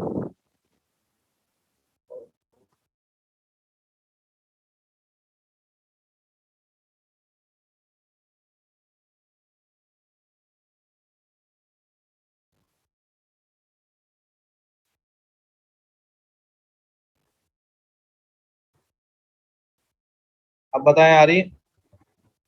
नहीं आ रही सर. क्लियर है सर सर हम अपने आप की किताब ओपन कर लेंगे. आप अच्छा चले. ये हो रही तो पेज, हाँ पेज नंबर 250 जो है ना वो खोल लें. Yes sir. जो model checkpoint and early stopping callbacks. Book का पेज नंबर 250 है. ठीक है सबको? सर स्क्रीन शो हो रही है अभी. Yes sir. हो गई? Yes sir. चलो आ गई. तो हो सकता है वो इंटरनेट की वजह से शायद प्रॉब्लम कर रहा हूँ। अच्छा, तो जिस तरह मैंने बताया अर्ली स्टॉपिंग क्या करें, अगर आपकी एक्यूरेसी या जो भी आपका टारगेट मैट्रिक है वो अगर नहीं इम्प्रूव कर रहा है तो ये खुद ही जो है ना कॉल बैक जो है वो चल जाएगा, अर्ली स्टॉप कर देगा। तो इसी तरह आपके पास मॉडल चेक पॉइंट है, ये क्या करता है, this callback typically used in combination with model checkpoint which lets you continuously save the model during training, save only the current best model so far. जो भी best model होता है वो सेव कर लेता है। लगाने का तरीका बड़ा सिंपल है, ये बिल्ट इन आ रहा है, जितने भी बिल्ट इन आ रहे हैं उसकी हमें क्लास विलास बनाने की जरूरत जो है वो नहीं पड़ेगी। डायरेक्ट आप Keras dot callback early stopping क्या मॉनिटर करना है ये बता दें और पेशेंस बता दें कि जो है ना वो कितना है। पेशेंस क्या है यहाँ पर, ये आपको बताता है कि interrupt training when accuracy stop improving for more than one epoch, एक इपॉक तक बर्दाश्त करेगा, एक इपॉक से दूसरे इपॉक तक बर्दाश्त करेगा। अगर एक से दूसरे इपॉक में इंप्रूव नहीं करे स्टॉप, इसको 2 कर देंगे तो it will see epoch number 9 से लेके इपॉक नंबर 11 तक गया, 2 इपॉक तक एक्यूरेसी जो है वो इंप्रूव नहीं हुई, तब स्टॉप करेगा। चेक पॉइंट इसके साथ लगता है आमतौर पर, लॉस चेक करता रहेगा, बेस्ट मॉडल जो है वो जिसपे सबसे कम लॉस होगा वहां पर ये स्टॉप करके सेव कर लेगा, ठीक है। और बाकी तो वैसे ही है, ये दे दिया हमने कॉल बैक्स की, जो भी कॉल बैक होंगे वो सारे जो है यहाँ फिट के अंदर कॉल बैक्स के पैरामीटर में पास करेंगे। तो ये कॉल बैक लिस्ट यहाँ वेरिएबल पास किया हुआ, ये लिस्ट यहाँ बनी हुई, ये आप पूरी लिस्ट यहाँ से उठा के यहाँ तक की लिस्ट जो है कॉपी करके यहाँ पर भी रख सकते हैं। कॉल बैक्स के आगे पूरी लिस्ट यहाँ पर रखते हैं, इसकी जगह बात एक ही है, यहाँ रखें तो बेहतर है कि बाहर रखें ताकि आपका फिट मेथड जो है वो जरा छोटा रहे।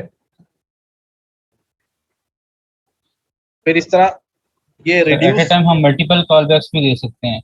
हाँ देखें इसके अंदर मल्टीपल ही तो लगे, इसके अंदर अर्ली स्टॉपिंग भी लगा है, मॉडल चेक पॉइंट भी लगा है। हाँ, हमेशा हम यहाँ लिस्ट बनाकर ही दे रहे होंगे, अगर सिंगल भी देंगे तो लिस्ट में ही देंगे, वो लिस्ट ही एक्सेप्ट करता है। या मेरा ख्याल है लिस्ट के बगैर भी एक वेरिएबल भी चल जाता है, इन्हें देख लीजिएगा, शायद ब्रैकेट लगाने ही पड़ेंगे। अच्छा, ये वाला जो है रिड्यूस LR है लर्निंग रेट ऑन प्लेटो। प्लेटो पता है किसे कहते हैं? जो पहाड़ी इलाके में सबसे ऊंची सतह होती है। हाँ हाँ हाँ बिल्कुल बिल्कुल बिल्कुल, ये मुतल्ला पाकिस्तान याद आ गई, ठीक है ना। तो प्लेटो जो है ना वो एरिया होता है। प्लेटो इन्होंने कहाँ से निकाला, इन्होंने ग्राफ से निकाला है, जो मैं यहाँ दिखा दूं इसके ऊपर, ये वाले एरियाज जो है टॉप वाले, ये वाले एरियाज, ये प्लेटो है। अब ये क्या कहता है, ये करता है कि भाई प्लेटो अगर लॉस्ट हो गया, प्लेटो लॉस हो गया मतलब ग्रेडियंट वेनिशिंग आ गया, यानी उसको जो लोकल मैक्सिमा जो है वो मिल ही नहीं रहा, लोकल मिनिमा में फंस गया वो। याद है ना ये सब local maxima minima? Yes sir. हाँ, मैं दोबारा चलो यहाँ रिवाइज करा दूं इसके अंदर कि ये हमारे पास जो टॉप पॉइंट्स हैं ये सारे लोकल, इनमें से कुछ लोकल में है, कुछ ये है, जो सबसे ज्यादा हाइट पर होगा वो क्या होगा भाई, मैक्सिमा होगा, हमारा ग्लोबल मैक्सिमा होगा, ग्लोबल मैक्सिमा होगा। और ये नीचे नीचे नजर आ रहे हैं ये सब लोकल मैक्सिमास हैं, ठीक है। तो अगर इन केस ग्रेडियंट वेनिशिंग का प्रॉब्लम आ जाता है तो इट मींस कि लोकल मिनिमा में फंस गया हमारा ग्रेडियंट। तो reducing, you can use this callback to reduce learning rate when validation loss has stopped improving, reducing or increasing the learning rate in case of loss split strategy to get out of local minima during training. The following examples uses reduce LR on Plato callback.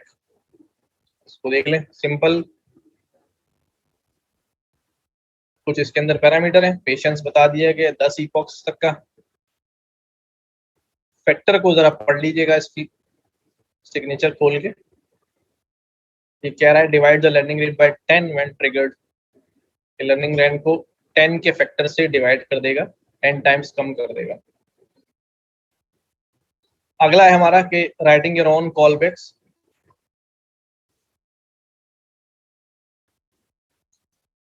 बहुत सारे कॉलबैक्स आप खुद लिख सकते हैं।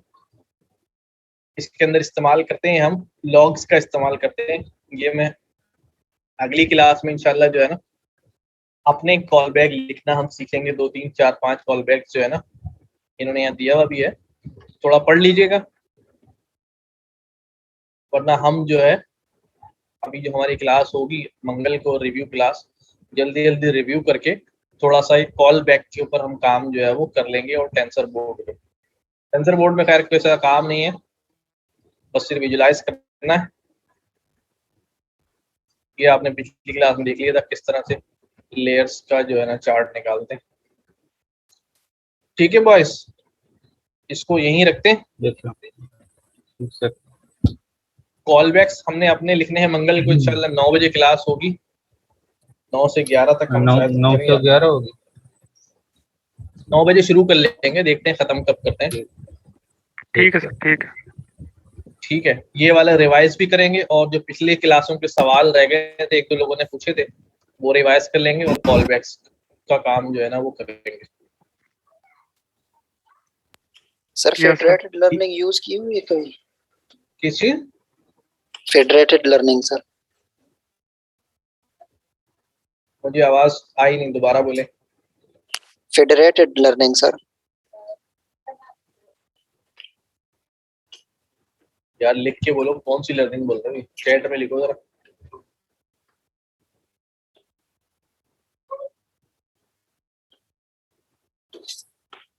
Federated learning नहीं यार, क्या सीन है इसका कुछ बताओ जरा।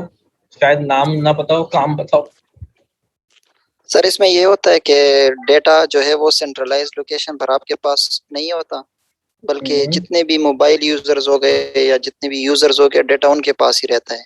तो ये गूगल की लेटेस्ट रिसर्च है इसके ऊपर। तो उसमें ये होता है कि आपको मॉडल ट्रेनिंग के लिए डेटा सारा का सारा उनकी प्राइवेसी की ज़रूरत के ऊपर उनसे लेना नहीं पड़ता, बल्कि डेटा उनके पास ही होता है। मॉडल आप डिप्लॉय कर लेते हो, वो मॉडल उनके डिवाइस पे ही जाके रन होता है। उसके ऊपर वो जो भी मैट्रिक्स होते हैं उनके रिजल्ट सर आपको वो कम्युनिकेट कर लेते हैं। उनके रिजल्ट्स के ऊपर ही आप फिर अपने मॉडल को और अच्छा कर सकते हो, बेहतर बना सकते हो। मतलब हमारा जो मॉडल है वो हमारा जो मॉडल है वो हर यूजर को प्रोपेगेट कर देंगे उसकी डिवाइस में। जी सर, जी सर। और वो उनके डेटा पे ट्रेन होगा, उसके रिजल्ट्स हमारे पास आ जाएंगे। जी सर, सिर्फ रिजल्ट्स आएंगे, डेटा नहीं आएगा। तो इसमें प्राइवेसी रह जाती है, सिक्योरिटी। अच्छा अच्छा अच्छा, चलो यार मैं एक्सप्लोर करता हूँ, जबरदस्त चीज है ये तो। ये सर 2017 में ये एक्सप्लोर हुआ है, गूगल की रिसर्च है इसके ऊपर। अभी तो ये बहुत पेपर है या बना दिया है गूगल? नहीं सर, पेपर भी और मॉडल भी डिप्लॉय कर दिए। जिस तरह ये जो हमारे पास यूज भी हो रहा है गूगल एप्स जो है वो इसको यूज कर रहे हैं आजकल, डेटा एनालिटिक्स के लिए भी और लर्निंग के लिए भी, दोनों के लिए।